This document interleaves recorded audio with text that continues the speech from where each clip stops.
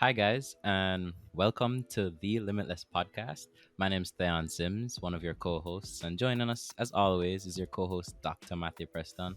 Hail up the people, and Matthew. Hey guys, what's up? Excellent, excellent. So, today we'll be talking about the controversial topic, the hottest chop of the decade. It's everywhere right now, and literally not Say all Jamaica our brother drop a news. song about it. Really? Yeah. Who dropped a song about it? Um, wasn't it? I think it's Gage. SSL, man. Yeah. So I the put it in the description. for sure. So we're gonna talk about SSL today. Very short episode, simply because it's not a listed company, but we've seen some things in the financial space, and it doesn't really look good. And we feel like we should actually talk about this because people have been getting SSL mixed up with the company listed on the stock exchange, which was formerly known as SSLVC Venture Capital, which was taken over by MFS, renamed as MFS now. So we want to just clear up a lot of things. So let's start from what exactly is going on. If somehow you have not heard what's going on, you need to get up out under your rock, honestly. But yeah, so apparently, Sprinter Usain Bolt, he lost approximately 12.7 million USD in investments He lost at it or was stolen? I never semantics. just drop him Semant- wallet. I never just say, oops, drop him wallet at the mm, party. fuck, so that's why we call it the biggest chop because they can't, they don't know where the funds have gone. It's all misallocated and so on. Biggest fraud of in a while. I don't think we've seen anything like this since we've been. Well, no, there've been other frauds, but not Jamaican. I know FinSac was like 97, but Mm. yeah, we were too young to remember that. So, yeah, let's talk about it, Matthew. What you think? How you feeling about the whole situation? I'd say it's kind of sad. Um, Mm. I mean, I rate Bolt. I rate what he's done. Used to love watching him run and stuff like that. I Yeah, remember, you're a big track and field fan. yeah. So I remember, still the days of him like running like the day he ran the 958, Mm. like or the relay days. Those are good times. So yeah, it's kind of sad. Um, I'm not sure if he's really gonna get the money back. To be honest, I see that they gave like some sort of timeline on it. It was supposed to be 10 days, and people have been just memeing that. The, I don't, there was this Instagram clock thing that you can do where it's like you can A have a countdown shared, timer. yeah, countdown Mm. timer, yeah. So you could see the 10 days and stuff like that. I don't even know how. I don't remember when they said the 10 days, but yeah, it's not. I I think doubt it's they're it. gonna be able to Was it pay. who gave the 10 days? Wasn't it Bolt that said, "Yo, you guys need to pay me back in 10 days"? Or yeah, I think his lawyers or something like that. So Mm-hmm. and I mean, I think it was as he said it was it like 12.8 million US. I do not think SSL has that money. So Yeah, that's yeah. just shy of 2 billion JMD. Mhm. So I don't know where they're gonna get that money from, and it's not like the JDIC, Jamaica Deposit Insurance Corporation. They insure a lot of maybe commercial banks and so on, but they don't cover brokerage houses. Mm, So that money that's not insured. Yeah, mm. that 2 billion Jamaican is not insured. So how is he gonna get back the money? That's the biggest thing. Uh, And something you said, you grew up watching both, right? He is uh, an ambassador for Jamaica and so on. So anything that happens to him it really doesn't look good on Jamaica right now. Like we I are see now the like scamming central of international, the world. yeah, and I see like a lot of there were like even international articles and stuff like that written about what happened with Bolt. Mm. So it's not just a big deal in Jamaica. Other people are picking it up in other countries, the US, UK, and writing about. CNN, Bloomberg. Mhm. Yeah, it's massive. Yeah, and there's this major theme of distrust, I would say, in the whole financial space. Um, Yeah, I've seen companies have put out notices trying to say, yo, that yo, we still believe we're trustworthy. If there's anything you want to talk about or questions you have, statements you might want updated, things like that, they're getting more serious. So it's pushing the industry. I mhm, guess that's one of the things that I hope it pushes the industry to be more, I guess, transparent with things like that. And I hope it also encourages people to understand maybe what they're invested in, properly tracking mhm, it yourself. And like one of the things that I've been trying to find out that maybe it'll come out at a later point, maybe when if there's like a trial or stuff like that. But I'm trying to understand what exactly were the investments that they were holding for him, mhm, because I don't think it's stocks, because based on that amount of money, he would have likely been in like the top 10 of some companies, and I don't think I've ever seen his name in any of the top tens, mm. if I'm correct. But I um, mean, he could hold it in a holding company, so true, but then I'm you wondering if nothing. it would be public. Like, I feel like that could have been something that would be known, but I mean, maybe I just don't know. Who knows? Hmm. Who And knows? it's not just Bolt. That's the worst part. It's Bolt et al. So Yeah. it's a lot of other people that have lost money. I remember Mm-hmm. seeing an article that came out saying, even somebody as old as like an 82-year-old and Mm-hmm. so on.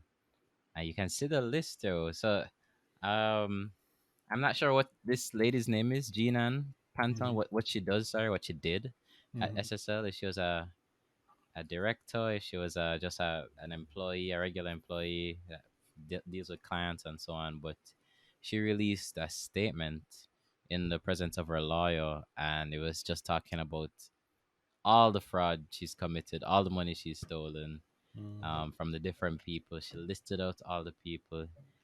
Guys, Mm-hmm. if you want to see any of this, everything will be in the show notes, all the articles Mm-hmm. and everything. But it's a lot of money, but it's not Bolt's money.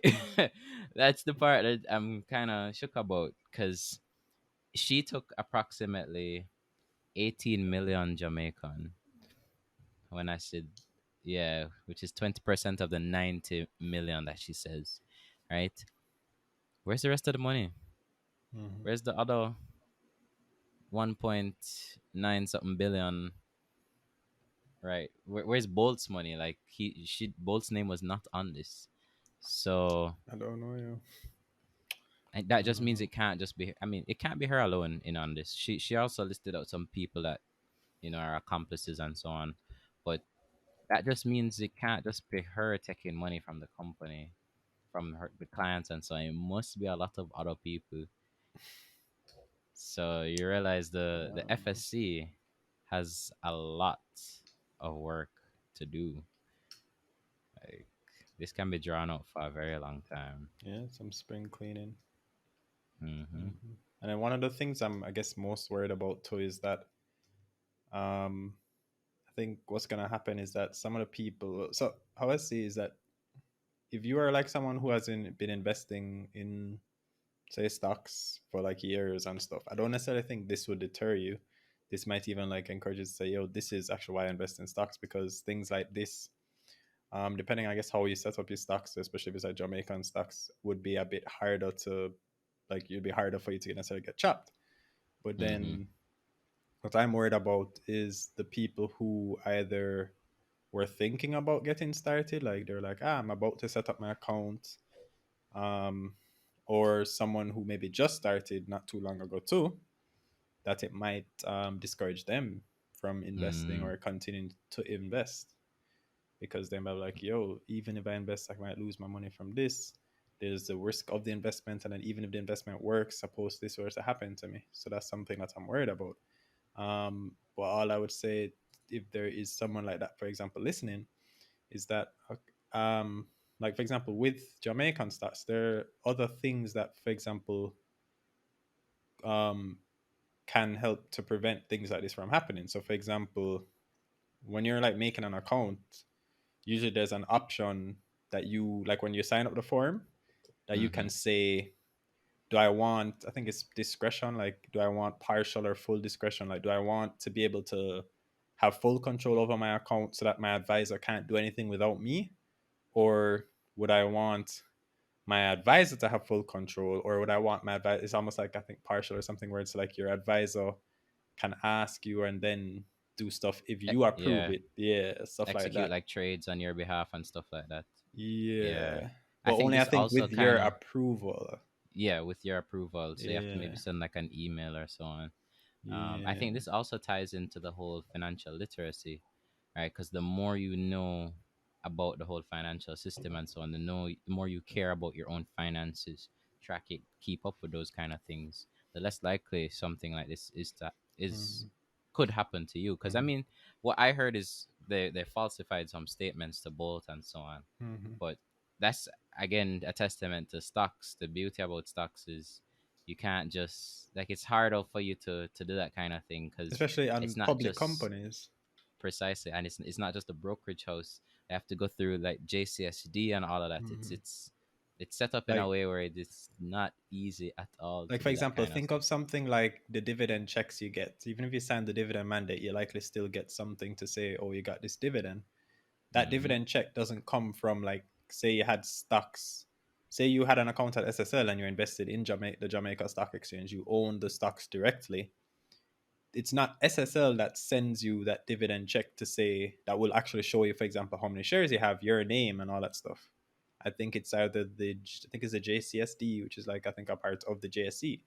So something like that, it's harder to do. Or for example, you can't just like say I own shares in something and I just want to transfer it to you. I can't just transfer the shares, because they're in my name. It doesn't work like that. So it's not like Yeah. you are the only person on your account, the advisor is the only person on their account. They can't just take your shares like that. They'd have to, for example, Mm-hmm. sell the shares.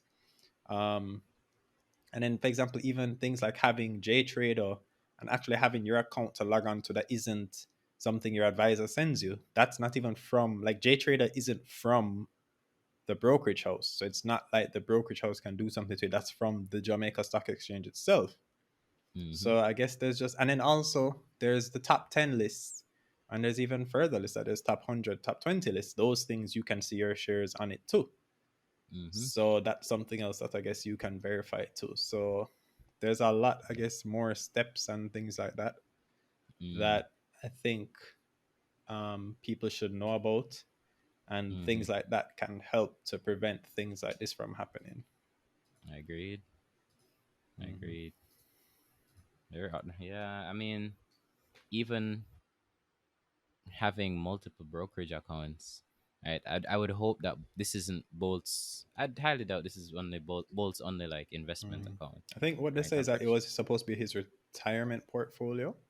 I think that was Mm, in the that's very sad. um that was there was I think it was a statement that his manager or his lawyer had put out. I'll try to put those in the description. Mm, And remember, at this time, we're just going off of the information, we're reading the articles and stuff. So there's always, I yeah, guess I don't more remember if it things was will come to light. the Danai episode. We were talking a lot about the Chinese telephone stuff. If you guys have a listen to that episode, you should check it out. It was our first video episode, so it's on YouTube. But then we also still have some of the podcast audio up, so you should check that out. Subscribe. Mm-hmm. But yeah, we're talking about the Chinese telephone thing that sometimes what you read in the articles a lot of times, as much as you can still look at it and use that for like your projections or to help you maybe invest in a company, you always have to take a grain of salt with it, because sometimes it might not even be that it's the reporter's fault. Sometimes the reporter can be told something that's wrong and put it in the article. Sometimes the reporter might hear something wrong. Mm-hmm. Something I remember, communication always happens on the And the listener's listeners, terms. uh, Yeah. man's quoting proper books. Big up. I just it's kind of rough because I was trying to will Bolt ever really get back his money, and it depends on a lot of different factors. Because if they can track down the money and track down the accounts that the money is in, No, but the thing is, she's well. Well, I No, saw she's that. saying she spent it, Mhm. but in my opinion, I don't think you. Well, depends on how many people take the pieces of that couple billion, but you can't spend all of that if it's just a couple people, you know. So if it's just one or two We'll have to people see, in it, bro. We will have to yeah. see. I was even reading this act, the Proceeds of Crimes Act, to figure out like, is it that if they use the money and bought certain assets or something, like you buy a couple house or some car or something, can you? I think you can therefore sell those assets and then pay back, Mm, the person. But I mean, if you can't link it, then I honestly, all right, my honest opinion, I don't think he's gonna get back all of that money. I I don't don't think think he's there's gonna any get that way he could most get of back it. all of that money. I hope he gets back most of it, but I don't even think it's rough. It's gonna be probably a long legal battle that last year's. Yeah, and then the time value of money, and it's just rough, yo. It's really sad, Hmm. and especially for, as you said, the new investors, the people are looking up to um the regulatory bodies to at least uphold the standard for the space. It doesn't look good, but I mean we've bounced back from worse. I don't think we saw a big response from the market to all of this. I didn't see stocks crashing or anything like that, so I can't. It's not something that I think affects the market um, so acutely and so drastically, but there might be just an underlying tone of distrust. Do you know the difference between SSL and SSLVC? So SSL used to own SSLVC, and they basically sold it to MFS, or sold it to the, well, no, what's the exact holding company, but yeah, a company basically bought SSL VC and then changed their name. I get they're technically still doing the same sort of business in a way, because they're still doing some amount of like private equity and whatever. But yeah, it's basically, yeah. It's a different company. Hmm. Yeah, I it's saw a some it's a people are actually mixing completely. it up. Yeah, they were saying SSLVC, and they're talking about the stock, but that's not the same company at all. Yeah, they sold Com- it. SSLVC was sold to MFS acquisition. mm, Yeah. Completely different company. Mhm. Yeah. How do you think this is gonna affect the stock market, Well, some of the same things if I'd said if about at the all? investors. I'm Mm-hmm. just saying that it might discourage some of the newer investors, or some of the people that maybe just started might be less more apprehensive to put their money in stocks. Mm. Any Yeah. positive spins you think can come out of this? That people may take um, tracking their portfolio or tracking their investments more seriously, because some people will just have an investment there sitting down. They don't really know what it is, how it's performing. So maybe now they'll call their advisor and be like, "Hey, what's this thing doing?" And then maybe when they find out it's not performing, they're like, "Yo, give me my money back. I want to do it in something else." Mm. Um, I know a lot of yeah. people do have, or even their parents have a lot of accounts all over the place and not sure what money is where and invested in what or anything, and have how much money in a credit union and in a savings account and so on. So I feel Mhm. like a lot more people are now paying attention to those kind of things, which is good. Which is good. It's always good to know exactly how much money you have, right? Because money answereth all things. So that's actually from the Bible, by the way. But yeah, like you need to know how much money you have and where it is and what it's doing, so that you can have a more holistic view of your financial situation. I Mhm. agree that that's something good that can come from it. It's not much good that can come from this, but yeah, a bit more like clarity with your finances and so on can go a long way. Go a long way. Mhm. Yeah. Anything else you want to leave the people with? They're pretty short. episode. I don't really have much else to say personally. I just think that same things you're talking about. Track your finances. Ask your brokers what's going on with your finances. Challenge them because they're supposed to make your money work for you. So yeah, that's my key takeaway. Stay Excellent. investing, I, guys. yeah, we're still investing, still trying to make money, still just hustling. So yeah. All right. Well, have a good day, guys. Bless up. Peace out.